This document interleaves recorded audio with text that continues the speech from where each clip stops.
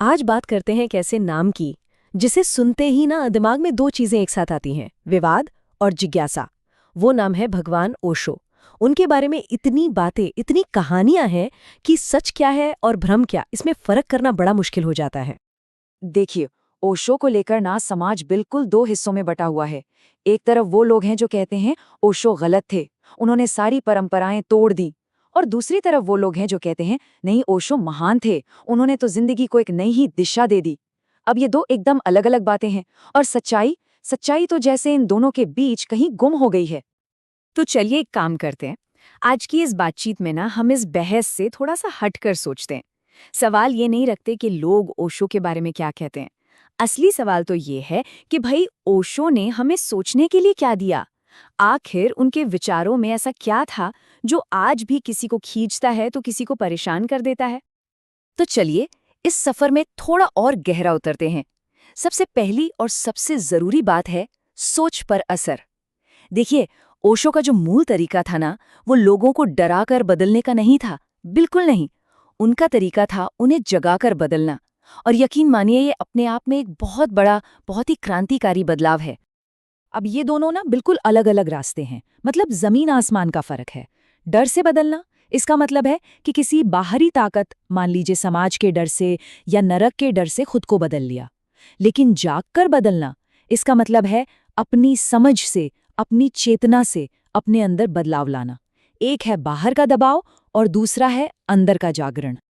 तो फिर सवाल उठता है कि इस जागरण का नतीजा क्या होता है?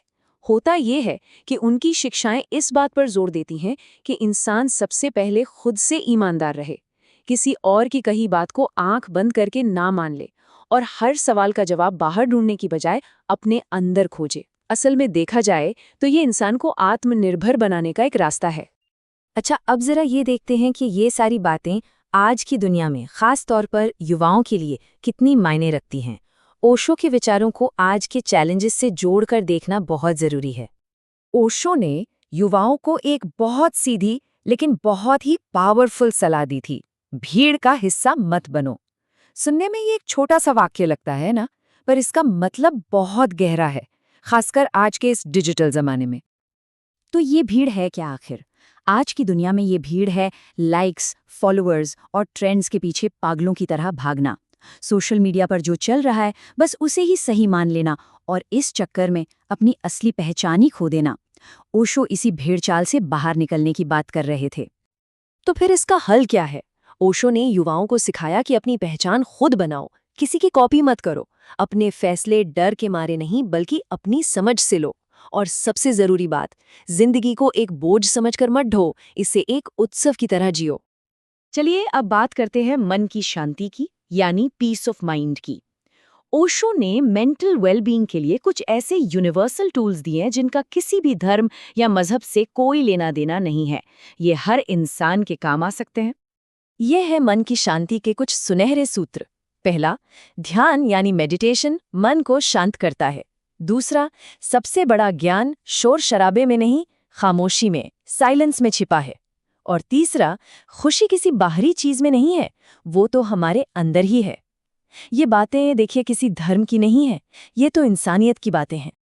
ठीक है, ये सब बातें तो हो गईं, लेकिन अब सबसे बड़ा सवाल, इन सब बातों को समझने का सही तरीका क्या है? ओशो के विचारों को बस मानना नहीं है, तो फिर उन्हें समझदारी से कैसे परखा जाए? ये हिस्सा शायद सबसे ज्यादा जरूरी है। देखिए, अगर सही तरीके से सुना और समझा जाए ना, तो ओशो के विचारों से तनाव में कमी आ सकती है, सेल्फ कॉन्फिडेंस बढ़ सकता है, और सबसे बड़ी बात, खुद को गहराई से समझने की एक ताकत मिल सकती है। ये इसके पॉसिबल बेनिफिट्स हैं। लेकिन इसमें एक बहुत बड़ा खतरा भी है, और वो खतरा है ओशो को भगवान बना लेना। क्योंकि जिस पल हम किसी इंसान को भगवान बना लेते हैं, उसी पल हम अपना सोचना समझना बंद कर देते हैं। और बस यही सबसे बड़ी गलती है। और मजे की बात तो ये है कि ये खुद ओशो ने कहा था। उन्होंने साफ साफ कहा, मुझे मानो मत, मुझे समझो। उनका पूरा जोर मानने पर नहीं, समझने और जानने पर था। यही बात उनके पूरे दर्शन का निचोड़ है। तो फिर सुनने का सही तरीका क्या हुआ? बहुत सिंपल है। पहला, पूरी बात सुनो, आधी अधूरी नहीं। दूसरा, इमोशनल होकर नहीं, अवेयर होकर, मतलब जाग कर सुनो। तीसरा, जो बात अपने तर्क और समझ में आए उसे अपना लो। और चौथा, जो बात जमे नहीं उसे छोड़ने की हिम्मत रखो। असली समझदारी इसी में है। तो आखिर में हम किस नतीजे पर पहुंचते हैं? यही कि ओशो न तो सही है और न ही गलत। असल में ये सही और गलत का सवाल है ही नहीं। हम अपनी समझ से उन्हें सही या गलत बनाते हैं। अगर हमारी समझ गहरी है तो हम उनके विचारों से मोती निकाल सकते हैं, और अगर हमारी समझ ऊपर ऊपर की है तो हम उन्हें विचारों में बस उलझ कर रह जाएंगे। इसलिए कह सकते हैं कि ओशो एक आईने की तरह है। अब देखिए, आईना न तो अच्छा होता है न बुरा, वो तो बस वही दिखाता है जो उसके सामने खड़ा होता है।